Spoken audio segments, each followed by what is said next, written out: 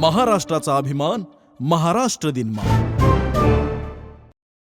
1857चा स्वातंत्र्य संग्राम आज मंगल पांडे आणि झाशीची राणी लक्ष्मीबाई यांच्यासह काही प्रतिमा आणि प्रतीकांच्या पुरताच मर्यादित झाला आहे. पण त्या उठावाच्या ठिणग्या देशभर पसरवणाऱ्या एका अनामिक संघटनेची चर्चा मात्र क्वचितच होते. आज आपण त्या वहाबींची गोष्ट ऐकणार आहोत. नमस्कार, मी विजय चोरमारे. आपण पाहताय महाराष्ट्र दिनमान. वहाबी चळवळीची सुरुवात अरबस्तानातल्या मोहम्मद इब्न अब्द अल वहाब यांनी केली होती. त्यांचा उद्देश इस्लामचं शुद्धीकरण करणं आणि त्याला मूळ स्वरूपात परत नेणं असा होता. हज यात्रेच्या दरम्यान भारतातल्या शाह वलीउल्ला देहलवी यांचा या विचारसरणीशी संपर्क आला. भारतात परतल्यानंतर त्यांनी तिचा प्रसार सुरू केला. त्यांचे शिष्य सय्यद अहमद बरेलवी यांनी या नेटवर्कची उभारणी केली. ते कट्टर आणि मूलतत्ववादी आंदोलन होतं असं म्हणण्यात काहीच अतिशयोक्ती ठरणार नाही. त्यांचा उद्देश भारतात इस्लामी सत्ता प्रस्थापित करणं आणि सुफी, शिया तसेच दर्ग्यावरील पूजेसारख्या प्रथांना दूर करून इस्लामच्या तथाकथित मूळ स्वरूपाची पुनर्स्थापना करणं असा होता. इस्लाम धोक्यात आहे या भावनेतून ते पुढं आलं होतं. त्यांच्या मते इस्लामला धोका होता तो काही प्रमाणात शिखांच्याकडून, पण मुख्यतः इंग्रजांच्याकडून. या दोन्हींच्या ख्रिस्ती धर्मप्रसाराच्या प्रयत्नांच्यामुळं इस्लामला धोका असल्याचं त्यांचं म्हणणं होतं. या प्रक्रियेत ते ब्रिटिश सत्तेचे विरोधक बनले. त्याला एका अर्थानं देशभक्ती असंही म्हणता येईल. त्यांच्या हालचाली 1820च्या दशकात सुरू झाल्या होत्या. पटना, बंगाल, बिहार आणि उत्तर भारतात त्यांचं जाळं पसरलं. 1831मध्ये बालाकोटच्या लढाईत सय्यद अहमद मारले गेले. मात्र त्यांचे अनुयायी विलायत अली आणि इनायत अली यांनी गुप्त संघटनात्मक काम सुरूच ठेवलं. ते मुसलमानांना जिहादचं आवाहन करीत राहिले. वहाबी या चळवळीला तहरीक-ए-मुहम्मदिया असंही म्हणत. त्यांच्यातले काही जण पुढं जाऊन 1857च्या उठावातील लढवय्ये बनले. मात्र बहुतांश जण थेट बंडात सहभागी झाले नव्हते. ती एक आध्यात्मिक, धार्मिक आणि सांस्कृतिक संघटना होती. तिचे कार्यकर्ते दीर्घकाळ ब्रिटिश विरोधी भावना पसरवत राहिले. त्यांनी शाखा उभारल्या, फतवे जारी केले, प्रचार केला, लोकांना संघटित केलं, अफवा पसरवल्या आणि 1857च्या उठावासाठी आवश्यक असं वातावरण तयार केलं. 1857च्या बंडातील संघटनात्मक बांधणीत वहाबी जाळ्याचं, या वहाबी नेटवर्कचं मोठं योगदान होतं. भाकरी आणि कमळाचं फूल घेऊन क्रांतीचा संदेश गावोगावी पोहोचवणारं हेच नेटवर्क होतं. मेरठ आणि बैरकपूर छावण्यातील सैनिकांना त्यांनी अनेक खऱ्या खोट्या गोष्टी सांगून संतप्त केलं. दिल्लीतल्या बंडखोरांचे प्रमुख बख्त खान हे वहाबी होते. त्यांचे गुरु मौलवी सरफराज अली तसेच मौलवी अब्दुल गफूर, मौलवी इमाम खान, इम्दाद अली खान यांच्यासारखे अनेक मुजाहिद कमांडर त्यांच्यासोबत जोडले गेले होते.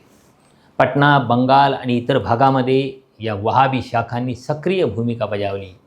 डंका शाह उर्फ नक्कार शाह उर्फ मौली अहमदुल्ला खान यांनीच बैरकपूर छावणीत काडतुसांच्यावर गाय आणि डुकराच्या चरबीचा वापर होत असल्याची बातमी सैनिकांच्यामध्ये पसरवली.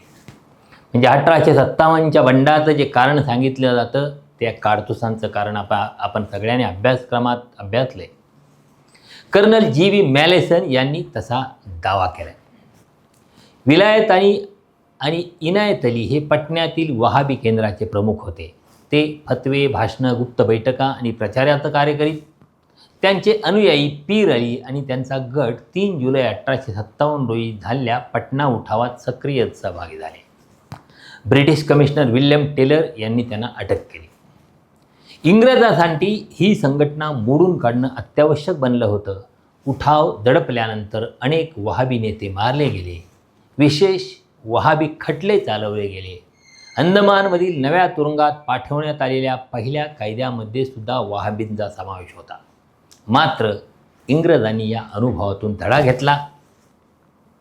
1861 मध्ये त्यांनी पोलीस कायदा आणला, पण त्याच्याही आधी 1860मध्ये सोसायटी रजिस्ट्रेशन कायदा लागू केला.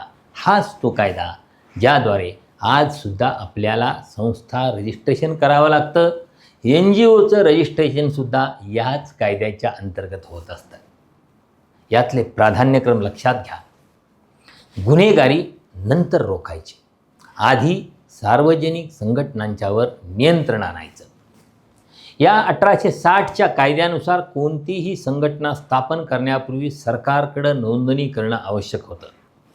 सदस्यांची नावं, पत्ते आणि संघटनेचे नियम सरकारला सांगावे लागत होते. दरवर्षी निधी, खर्च, सदस्य संख्या, उपक्रम आणि बैठकीचं इतिवृत्त याची माहिती देणं बंधनकारक होतं. या कायद्यामागचा उद्देश पुन्हा एखादी वहाबीसारखी उपद्रवी संघटना निर्माण होऊ नये असा होता. मात्र 2 दशकांच्या नंतर भारतात पुन्हा अशाच प्रकारचं एक नेटवर्क उभं राहिलं. त्याचा उद्देश होता भारताचं संविधानिक शासन संपवून हिंदू राष्ट्र निर्माण करणं, शुद्ध हिंदी भाषा, शुद्ध हिंदू संस्कृती, शुद्ध हिंदू आहार आणि प्राचीन हिंदू गौरव पुनर्स्थापित करणं.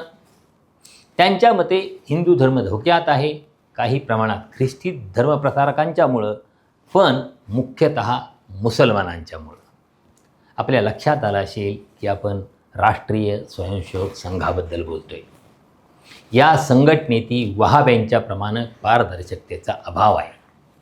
ही संस्था सदस्य, निधी आणि कार्यपद्धती यांची माहिती सार्वजनिक करीत नाही. कोणतीही संघटना, मग ती कोणत्याही धर्माची असो, जर संविधानिक लोकशाहीला आव्हान देत असेल तर तिला कायद्याच्या चौकटीत आणणं आवश्यक नाही का, असा प्रश्न या निमित्तानं उपस्थित होतो. आणि तोच प्रश्न कर्नाटकचे गृहमंत्री प्रियांक खरगे सध्या उपस्थित करतायत. सोसायटी रजिस्ट्रेशन कायद्याचा उद्देश पारदर्शकता हाच होता. मात्र गेल्या अनेक दशकातील दुर्लक्षामुळं नव्या काळातील वहाबी आपली लढाई जिंकली आहेत आणि सत्तेपर्यंत पोहोचले आहेत. आता त्यांच्यासाठी मैदान मोकळंच आहे. मात्र कोणत्याही एका धर्माचं राज्य प्रस्थापित करण्याची इच्छा बाळगणाऱ्या कट्टर गटांच्या हातात देशाची सत्ता दावू नये असं कुणाही संविधानप्रेमी नागरिकाला वाटल्या वाचून राहणार नाही.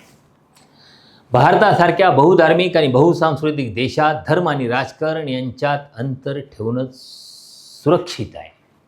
धर्माचा वापर करून कायमस्वरूपी आणि उत्तरदायित्व विरहित सत्ता केंद्र उभं करणाऱ्या संघटनांच्यावर नियंत्रण ठेवणं आणि त्यांना कायद्याच्या चौकटीत आणणं आवश्यक आहे. म्हणूनच अशा संघटना सत्ताधाऱ्यांच्या बाजूच्या असोत किंवा विरोधातल्या, लोकशाही सरकारांनी त्यांच्या विरोधात कठोर पावलं उचललीच पाहिजेत. जाणकार सांगतात की ही संघटना अमेरिकेत आपलं रजिस्ट्रेशन करते कारण तिथले कायदे कडक आहेत. पण भारतात मात्र कायदे पायदळी तुडवले जातात आणि कोणत्याही नोंदणीशिवाय, रजिस्ट्रेशनशिवाय सगळा व्यवहार चालतो. प्रियांक खरगे यांनी थेट कायद्यावर बोट ठेवले. कुठलाही आक्रस्ताळेपणा न करता ते फक्त कायद्याची अंमलबजावणी करण्यासंदर्भात बोलत आहेत. बघूया हा संघर्ष कसा आणि कुठवर जातोय. नोंदणी करण्याचा आग्रह RSS मान्य करते की आधीच नोंदणी केल्याचे पुरावे सादर करते की कायदा खोलून पुढं वाटचाल करते. बघूया. धन्यवाद.